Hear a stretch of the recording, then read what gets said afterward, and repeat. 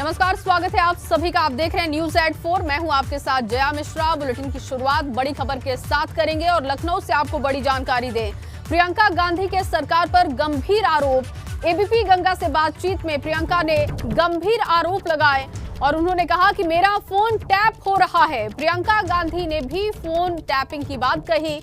मेरे बच्चों के भी सोशल मीडिया अकाउंट हैक किए जा रहे हैं। तो मेरा फोन टैप हो रहा है। प्रियंका गांधी ने एबीपी गंगा से बातचीत करते हुए ये बयान दिया। मेरे बच्चों के भी सोशल मीडिया अकाउंट हैक हो रहे हैं। सुनते हैं प्रियंका का पूरा बयान। फोन टैपिंग छोड़िए, मेरे बच्चों के इंस्टाग्राम के अकाउंट्स भी हैक कर रहे हैं। तो सरकार के पास और कुछ काम नहीं है क्या? आपका भी फोन टैप हो रहा है? हाँ, तो बहुत समय से टैप है। प्रियंका गांधी का कहना है उनका भी फोन टैप हो रहा है। उनके बच्चों के इंस्टाग्राम अकाउंट भी सीबीआई और अन्य एजेंसियां जैसी हैं वो देख रही है लगातार। ये बड़ा आरोप है प्रियंका गांधी का। कैमरा से वीरेंद्र के साथ Vivek Tripathi, ABP Ganga, Lucknow. Phone tapping छोड़िए, मेरे बच्चों के इंस्टाग्राम के अकाउंट्स भी हैक कर रहे हैं। तो सरकार के पास और कुछ काम नहीं है क्या? आपका भी फोन टैप हो रहा है? हाँ, तो बहुत समय से टैप है। प्रियंका गांधी का कहना है उनका भी फोन टैप हो रहा है। उनके बच्चों के इंस्टाग्राम अकाउंट भी सीबीआई और अन्य एजेंसियां जैसी हैं वो देख रही है लगातार। ये बड़ा आरोप है प्रियंका गांधी का। कैमरा से वीरेंद्र के साथ विवेक त्रिपाठी, एबीपी। तो देखिए, प्रियंका गांधी ने कहा कि मेरा फोन टैप हो रहा है और अभी से नहीं, बहुत पहले से। और ये बात तो बहुत छोटी है। मेरे बच्चों के सोशल अकाउंट को हैक किया जा रहा है। ये बहुत ही गंभीर आरोप प्रियंका गांधी ने लगाए हैं और कहा कि मेरा फोन टैप हो रहा है। लेकिन इस बात को छोड़िए, आप ये समझिए कि निजता का हनन किस तरीके से किया जा रहा है। मेरे बच्चों के भी सोशल मीडिया अकाउंट को हैक किया जा रहा है। प्रियंका गांधी ने एबीपी गंगा से बातचीत में ये गंभीर आरोप सरकार पर लगाए। प्रियंका गांधी ने कहा कि मेरा फोन टैप किया जा रहा है, मेरे बच्चों के सोशल मीडिया अकाउंट को हैक किया जा रहा है। सुनते हैं एक बार फिर से। फोन टैपिंग छोड़िए, मेरे बच्चों के इंस्टाग्राम के अकाउंट्स भी हैक कर रहे हैं। तो सरकार के पास और कुछ काम नहीं है क्या? आपका भी फोन टैप हो रहा है? हाँ, तो बहुत समय से टैप है। प्रियंका गांधी का कहना है उनका भी फोन टैप हो रहा है। उनके बच्चों के इंस्टाग्राम अकाउंट भी सीबीआई और अन्य एजेंसियां जैसी हैं वो देख रही है लगातार। ये बड़ा आरोप है प्रियंका गांधी का। कैमरा से वीरेंद्र के साथ Vivek Tripathi, ABP Ganga, Lucknow. Phone tapping छोड़िए, मेरे बच्चों के इंस्टाग्राम के अकाउंट्स भी हैक कर रहे हैं। तो सरकार के पास और कुछ काम नहीं है क्या? आपका भी फोन टैप हो रहा है? हाँ, तो बहुत समय से टैप है। प्रियंका गांधी का कहना है उनका भी फोन। तो लगातार आपको बड़ी जानकारी दे रहे हैं। एबीपी गंगा से बातचीत में प्रियंका गांधी ने सरकार पर गंभीर आरोप लगाए हैं और उन्होंने कहा कि मेरा फोन टैप हो रहा है। अभी से नहीं, बल्कि बहुत पहले से मेरा फोन टैप किया जा रहा है। मेरे बच्चों के भी सोशल मीडिया अकाउंट को हैक किया जा रहा है। प्रियंका गांधी ने कहा कि मेरे बच्चों के इंस्टाग्राम अकाउंट को हैक किया जा रहा है। विवेक त्रिपाठी मेरे सहयोगी इस वक्त ज्यादा जानकारी के साथ मौजूद हैं। विवेक, आपने बातचीत की प्रियंका गांधी से और देखिए, बहुत गंभीर आरोप उन्होंने लगाए कि मेरा फोन टैप हो रहा है, मेरे बच्चों के इंस्टाग्राम अकाउंट को हैक किया जा रहा है। लेकिन इसको लेकर क्या सबूत हैं प्रियंका गांधी के पास? देखिए, प्रियंका ने जो आरोप लगाए हैं वो गंभीर है। इससे पहले जब अखिलेश यादव ने कहा था कि उनके फोन सुने जा रहे हैं, लिसनिंग पे हैं, तब भी सियासत गर्मा गई थी यूपी की। और राहुल गांधी ने भी इस बात को दोहराया था। उन्होंने पेगासस से इस पूरे मामले को जोड़ दिया था और सनसनी फैला दी थी। आज प्रियंका गांधी से मेरी व्यक्तिगत बात हुई और उन्होंने कहा कि मेरे बच्चों के इंस्टाग्राम अकाउंट भी हैक किए गए हैं। ये बड़ा गंभीर सवाल है। हालांकि इस बात का कोई साक्ष्य वो नहीं दे सकी। उन्होंने ये नहीं कहा कि कोई साक्ष्य है उनके पास, लेकिन उनका आरोप ही बहुत बड़ा है। चूंकि कांग्रेस की इतनी बड़ी नेता है वो, और अगर वो इस बात ऐसी कोई बात कहती है तो ये गंभीर आरोप है। बड़ी चिंतन का विषय है देश की जो एजेंसियां हैं उनके लिए। उन्होंने किसी एजेंसी का नाम नहीं लिया, लेकिन उनका साफ इशारा था कि जिस तरह से सीबीआई, ईडी और इनकम टैक्स और तमाम जो सरकारी केंद्रीय संस्थाएं हैं उन पर लगातार उंगलियां उठ रही है, आरोप लग रहे हैं कि वो सरकार के इशारे पर काम कर रही है और चुनाव जीतने के लिए साम दाम दंड भेद की जो रणनीति अपनाई जा रही है उसी के तहत उनके फोन टेप किए जा रहे हैं, सुने जा रहे हैं कि आखिर आगे की क्या रणनीति है, कैसे किससे बात हो रही है, चूंकि देखिए चुनाव को लेकर बहुत सारी चीजें होती है, लोग कई लोगों से ऐसे लोगों से बात करते हैं जिनको फंड जुटाने होते हैं, फंड रेजिंग एक्टिविटीज होती है, इसके अलावा पॉलिटिकल तोड़फोड़ भी गठजोड़ भी होते हैं, लोगों को एक दूसरे दल से अपने दल में लाया जाता है, अपने दल का कौन किधर जा रहा है ये भी आपस में बातचीत होती है, तो इससे बहुत सारी चीजें जानकारी मिलती है।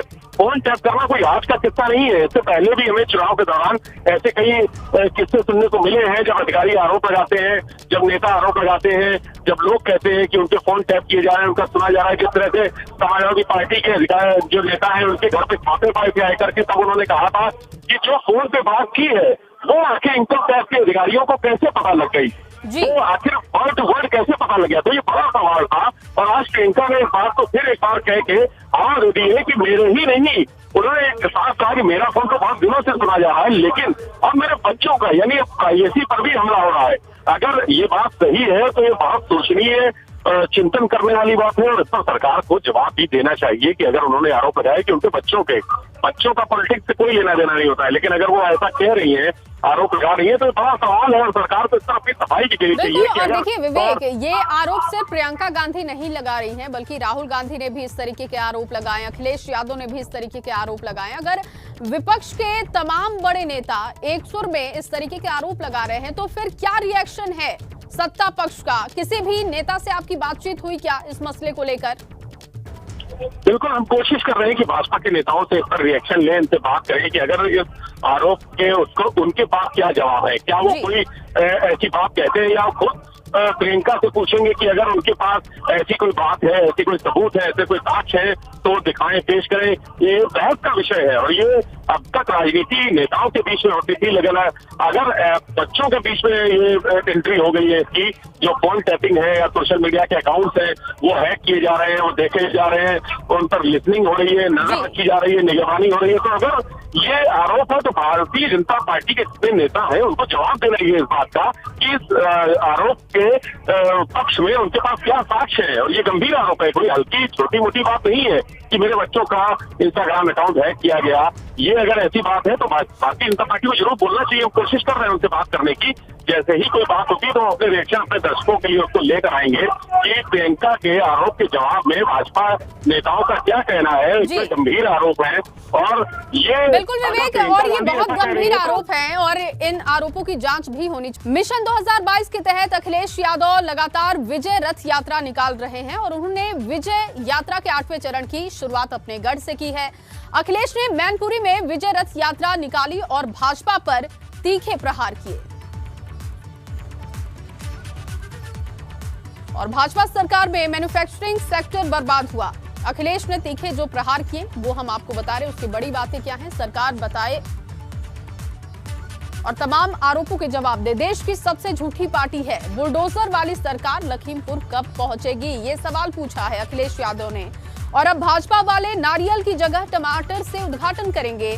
भाजपा ने यूपी में 6 चौमिन के ठेले की तरह निकाले हैं और मैनपुरी, एटा और कासगंज में भाजपा को जवाब देना चाहिए, जनता इन्हें सबक सिखाएगी। लाखों लाख हैं वो जिन्हें बड़े सपने दिखाए गए थे, लेकिन आज वादा उनका जुमला निकला। भारतीय जनता पार्टी की हर बात झूठी है। भारतीय जनता पार्टी के विज्ञापन जो है, विकास के विज्ञापन, वो झूठे हैं। देश में सबसे बड़ी झूठी पार्टी अगर कोई है तो वो भारतीय जनता पार्टी है। वहीं अखिलेश यादव की विजय रथ यात्रा में जनसैलाब देखने को मिला। अपने गढ़ में अखिलेश ने शक्ति प्रदर्शन दिखाया है। अखिलेश की एक झलक के लिए यहां समर्थक बेताब नजर आए। देखिए कितनी तादाद में यहां पर लोग पहुंचे थे।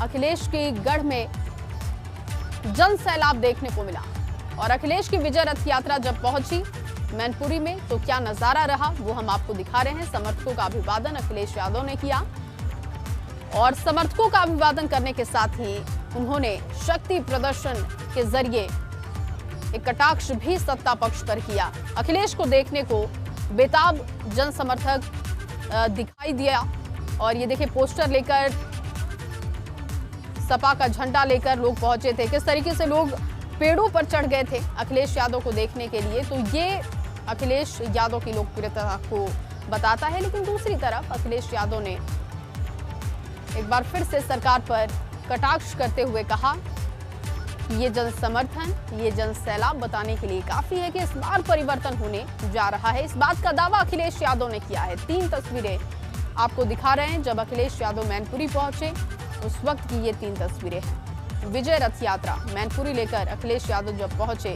भारी भीड़, समर्थकों का उन्होंने अभिवादन किया और अखिलेश यादव को देखने के लिए लोगों की बेताबी क्या रही वो आप तीसरी तस्वीर में देख सकते हैं।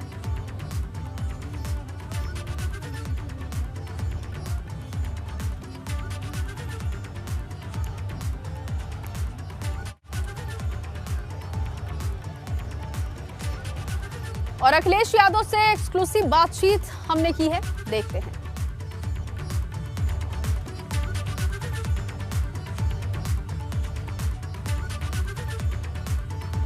समाजवादी पार्टी की विजय यात्रा उत्तर प्रदेश के अलग अलग कोने में और आज पहुंची है मैनपुरी में पुराना गढ़ समाजवादी पार्टी का।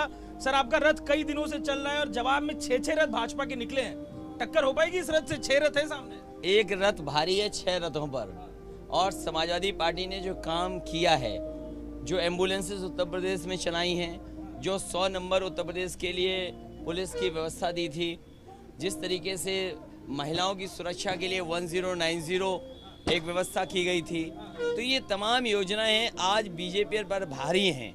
इस तरीके से अभिवादन भी होता है, बीच बीच में बात अखिलेश कर रहे होते हैं और बात के बीच में जो लोग हैं, उनके समर्थक हैं, वो पहुंच जाते हैं, उनके अभिवादन के लिए पहुंचते हैं। देखिए, दिया लेकर, थाली लेकर, फूल लेकर, जो तमाम सनातन परंपरा में जो स्वागत का, पूजा पाठ का तरीका है वो देखने को मिलता है। अखिलेश बस से खुद नीचे उतर जाते हैं और बस के नीचे उतर कर जो लोग हैं अपनी तरीके से देखिए टीका लगाकर यहाँ पर अभिवादन करते हुए, जो यहाँ की महिलाएं हैं स्थानीय मैनपुरी की, और इस अभिवादन के पीछे देखिए अभी आरती भी देखने को मिल रही है। तो यहाँ पर स्वागत अखिलेश का पुराना गढ़ है यादव परिवार का ये, और इस पुराने गढ़ में जब आज अखिलेश पहुंचे हैं तो जोरदार स्वागत भी देखने को मिल रहा है। इस स्वागत के बीच में तमाम जो उनके चाहने वाले प्रशंसक हैं, अलग अलग जो प्रतीक हैं, अलग अलग तस्वीरें हैं, अलग अलग स्थानीय जो चीजें हैं वो दे रहे हैं, आरती हो रही है, अभिवादन हो रहा है। और इस तरीके से अभिवादन के बीच में रथ में फिर से वापस और फिर से अब जो ये गाड़ी है आगे बढ़ेगी।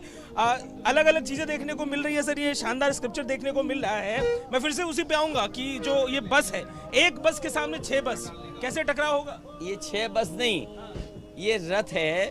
और जब ये रथ बनाया गया तो पूरी तैयारी के साथ बना था, क्योंकि उत्तर प्रदेश बड़ा प्रदेश है, जगह जगह जाना है और ये रथ है या बस में रथ बनाया। लेकिन जिस तरीके से भारतीय जनता पार्टी के जुगाड़ के रथ दिखाई दे रहे हैं, वो जुगाड़ के नहीं हैं। वो लग ऐसा रहा है कि जो शहरों में कभी कभी खाने की दुकानें लगती हैं, उन्हीं को पेंट कर करके रथ बना दिया हो। तो जुगाड़ का रथ है। एक रथ समाजवादी पार्टी का, उनके 6 रथ पे भारी है। समाजवादी पार्टी के काम जो सरकार में हुए, जिसमें लैपटॉप बटा, एम्बुलेंस चली, व्यवस्था पुलिस के लिए हुई, हेडक्वार्टर जो पुलिस का था, अभी डीजीपी के कार्यक्रम हुआ था, डीजीपी आए थे देश के, तो डीजीपी जो दूसरे प्रदेश के थे वो खुद तारीफ कर रहे थे कि पुलिस एक जगह बैठ करके इतना अच्छा काम कर सकती है। ये देश में इस तरह पुलिस के पास नहीं है।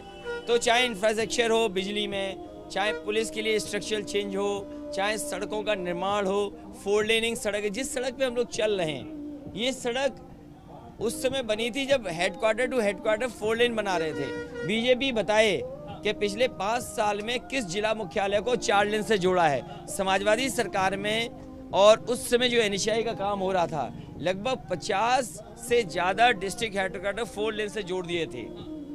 सर, एक सवाल अब ये भी है कि इस सीट पर आप सवार हैं, मैनपुरी आप पहुंचे हैं, ये सीट खाली है, हर गठबंधन के साथी को बस में जगह दे रहे हैं आप। ये इलाका परिवार का है, चाचा को लेकर बड़े जिक्र है, पोस्टर देखने को मिल रहे हैं। कब आएंगे कुर्सी पे, क्या लग रहा है आपको? तय ये है कि क्षेत्रीय दल सबको साथ लाया जाए और क्षेत्रीय दल अपना अपना कार्यक्रम भी करेंगे और समाजवादी पार्टी के कार्यक्रमों के साथ भी उनके कार्यक्रम होंगे। जैसी परिस्थितियां होंगी, बहुत जल्दी आप हर क्षेत्रीय दल का और समाजवादी पार्टी का जगह जगह उनके क्षेत्र में जहां क्षेत्रीय दल खुद ताकतवर हैं, वहां कार्यक्रम आप देखेंगे। अच्छा सर, कांग्रेस का एक ट्वीट बहुत चर्चा में है। कल से एक तस्वीर है नेताजी की, जिसको लेकर लिखा गया है कि सपा का सब संवाद हो गया है। उस तस्वीर को लेकर आप क्या कहिएगा, जिस तरीके की वो बात है? देखिए, उस कार्यक्रम में क्योंकि शादी का समारोह था, वाजपेयी वेंकैया नायडू जी के उनका कार्यक्रम था, उनके परिवार के शादी का कार्यक्रम में शामिल होने देश के तमाम अन्य पार्टी के पॉलिटिकल लीडर्स पहुंचे थे। बीजेपी को कौन सी तस्वीर ट्वीट करनी पड़ी, कांग्रेस कौन सी तस्वीर ट्वीट कर रही है। मैंने कई तस्वीरें देखी हैं। एक तस्वीर ऐसी भी है जहां शरद पवार जी हैं, सुप्रिया सुले जी मिल रही हैं नेताजी से, नेताजी उन्हें आशीर्वाद दे रहे हैं। दूसरी तस्वीर भारतीय जनता पार्टी और आरएसएस के बड़े नेता नेताजी बगल में बैठे हैं। तो ज़रूरी नहीं कि क्या बातचीत हो रही है, एक शादी के समारोह की तस्वीर है, उसको राजनीति की तरफ न देखा जाए। और मैं यूँ कहूँ कि हो सकता है नेताजी से वो कहने आए हों कि बाबा जी जा रहे हैं, सपा की सरकार बनने वाली है, हो सकता है वो शुभकामनाएं देने आए हों। अच्छा, मुझे एक आखिरी सवाल लेने दीजिए सर, रेड को लेकर ये आखिरी सवाल है मेरा, खत्म हो रही है, कुछ नेताओं ने आपके बताया कितना पैसा मिला, कितना लेके गए इनकम टैक्स वाले? ये जो इनकम टैक्स की रेड या भविष्य में सीबीआई या ईडी का जो जाल बिछाया जाएगा यूपी में, वो इसलिए बिछाया जाएगा कि पॉलिटिकल पार्टीज काम न कर सकें, वो निराश दिखाई दें, उन पर उंगलियां उठी दिखाई दें और उनको बदनाम करने के लिए जहाँ जहाँ चुनाव हुआ है भारतीय जनता पार्टी ने वहाँ एजेंसीज भेजी हैं। चाहे वो बंगाल का चुनाव रहा हो, महाराष्ट्र का चुनाव लोगों ने देखा, दिल्ली का चुनाव देखा, जहाँ पर ये संस्थाएं जा कर के कर रही थी, कुछ न कुछ लीडर्स को बदनाम करना चाहती थी। उसी कड़ी में ये इनकम टैक्स का छापा पड़ा है। ये कानूनी लड़ाई है, कागज़ की लड़ाई है, किसने कैसे एंट्री ली है, कागज़ लिया है। मुझे उम्मीद है कि इनकम टैक्स के डिपार्टमेंट के लोग अपनी रिपोर्ट जब सबमिट करेंगे उस समय मैं बोलूँगा, लेकिन जो मेरी जानकारी है, जो जो सोच के आए थे इनकम टैक्स वाले के न जाने क्या क्या मिलेगा, वो निराश होकर चले गए। निराश होकर वो गए सर। आज प्रधानमंत्री का कार्यक्रम था इलाहाबाद में, महिलाओं को लेकर वो कार्यक्रम, कांग्रेस ने तो पूरा जो अपना घोषणा पत्र महिलाओं पे निकाल दिया। सपा के खजाने में कुछ है महिलाओं के लिए? इंतजार इस बात करेंगे। ये वो लोग हैं जो अब चिंता में हैं कि समाजवादी पार्टी ने क्या क्या काम किया था। मुझे याद है 1090 जो महिलाओं की सुरक्षा के लिए योजना बनी थी, आज भी सबसे बेहतरीन योजना है। उसको सुप्रीम कोर्ट ने भी बधाई दी थी, तारीफ की थी। सेकंड, आशा ज्योति केंद्र बने थे, वो बीजेपी ने रोक दिया। 1090 का बजट रोक दिया। मुझे याद है समाजवादी पेंशन महिलाओं को मिल रही थी, वो बीजेपी ने रोक दिया।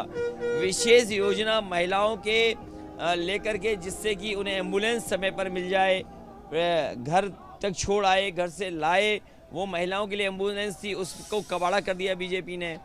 आपके महिलाओं के लिए लैपटॉप बटे थे, वो कहाँ हैं? विशेष महिलाओं के लिए समाजवादी पार्टी ने बजट देने का काम किया था, महिलाओं का विशेष बजट, वो कहाँ है जो बीजेपी बताए? जब समाजवादी पार्टी का मैनिफेस्टो आएगा तो आप देखेंगे कि महिलाओं के लिए, बेटियों के लिए, बहन के लिए, माँ के लिए कोई ना कोई ऐसी योजना होगी जो सीधे सीधे उन तक पहुँचेगी। तो अखिलेश यादव जी हैं, मैनपुरी पहुंचे हैं, गढ़ है, तो स्वागत हो रहा है जोरदार, और जोरदार स्वागत के बीच में अपनी बात एबीपी न्यूज पे रख रहे हैं। कैमरा पर्सन राजेश पांडे के संग अजय दुबे, एबीपी न्यूज, मैनपुरी। तो देखिए, अखिलेश यादव को आपने सुना, मैनपुरी में विजय रथ यात्रा लेकर पहुंचे थे। एबीपी गंगा से खास बातचीत में अखिलेश यादव ने कहा कि भाजपा के 6 रथों पर सपा का एक रथ भारी है। इसके साथ साथ अखिलेश यादव ने कहा कि महिलाओं को लेकर जो योजनाएं हमारे कार्यकाल के दौरान आई थी वो सबसे बेहतर है। सुप्रीम कोर्ट ने भी इस बात को माना है। और भाजपा के 6 रथों की अगर बात है तो सपा का एक रथ बाकी है और उसी पर भारी है। भाजपा के पास जुगाड़ के रथ हैं। आईटी की रेड पर भी उन्होंने कहा कि बदनाम करने के लिए छापा पड़वाए जाते हैं, लेकिन इससे कोई फर्क नहीं पड़ेगा। चुनाव पास है तो इस तरीके के हथकंडे अपनाए जा रहे हैं। महिलाओं, बेटियों के लिए घोषणा पत्र में जो कुछ भी होगा, वो सुविधाएं, वो योजनाएं सीधे महिलाओं तक पहुंचेंगी, ये दावा किया अखिलेश यादव ने। और साथ ही साथ उन्होंने कहा कि इस वक्त जो कांग्रेस की बात कर ले, बीजेपी की बात कर ले, जो महिलाओं को साधने की कोशिश हो रही है, उससे कुछ खास फर्क नहीं पड़ेगा। जब हमारा मैनिफेस्टो आएगा, जो हम वादे करेंगे, जो हमारी योजनाएं होंगी, वो सीधे महिलाओं तक पहुंचेगी। प्रयागराज में मातृशक्ति महाकुंभ पर प्रियंका का तंज, महिलाओं ने अंगड़ाई ली, पीएम झुक गए। प्रियंका ने ये बयान दिया और अभी तो पत्ता हिला है, तूफान आने वाला है। बहनों की एकजुटता क्रांति लाएगी। प्रियंका गांधी ने ये दावा किया है कि बहनों की एकजुटता क्रांति लेकर आएगी। साथ ही साथ बीजेपी का जो कार्यक्रम था उस पर उन्होंने तंज कसा और कहा कि अभी तो पत्ता हिला है, तूफान तो आने वाला है, इंतजार करिए, बहनों की एकजुटता क्रांति लेकर आएगी। दरअसल प्रयागराज में मातृशक्ति महाकुंभ का आयोजन बीजेपी ने किया था। प्रधानमंत्री नरेंद्र मोदी पहुंचे थे कार्यक्रम में और प्रियंका गांधी ने इसी कार्यक्रम को लेकर तंज कसा है। और प्रियंका ने कहा कि महिलाओं की अंगड़ाई की वजह से प्रधानमंत्री झुके हैं। प्रियंका गांधी का पूरा बयान क्या है, सुनते हैं। 5 सालों से क्यों नहीं की ये घोषणाएं, आज क्यों कर रहे हैं चुनाव से पहले? क्योंकि महिला जागरूक हो गई है, महिला उठ गई है। हमने लड़की हूँ लड़ सकती हूँ का नारा दिया, महिला उठ गई है, जाग गई है, कह रही है मेरा हक दो। इसीलिए आज नरेंद्र मोदी जी को भी झुकना पड़ा। मैं बहुत खुश हूँ। 5 सालों से क्यों नहीं की ये घोषणाएं, आज क्यों कर रहे हैं चुनाव से पहले? क्योंकि महिला जागरूक हो गई है, महिला उठ गई है। हमने लड़की हूँ लड़ सकती हूँ का नारा दिया, महिला उठ गई है, जाग गई है, कह रही है मेरा हक दो। इसीलिए आज नरेंद्र मोदी जी को भी झुकना पड़ा। मैं बहुत खुश हूँ। 5 सालों से क्यों नहीं की ये घोषणाएं, आज क्यों कर? तो प्रियंका गांधी को आपने सुना और प्रियंका गांधी ने कहा कि कांग्रेस ने जो नारा दिया, लड़की हूं लड़ सकती हूं, इसी नारे के बाद महिलाओं की अपनी शक्ति पहचानने की क्षमता जगी है और अब वो सरकार के लिए मुश्किल बढ़ाती हुई दिख रही हैं। और ये बात प्रधानमंत्री नरेंद्र मोदी को समझ आ चुकी है और मैं इससे बहुत खुश हूं।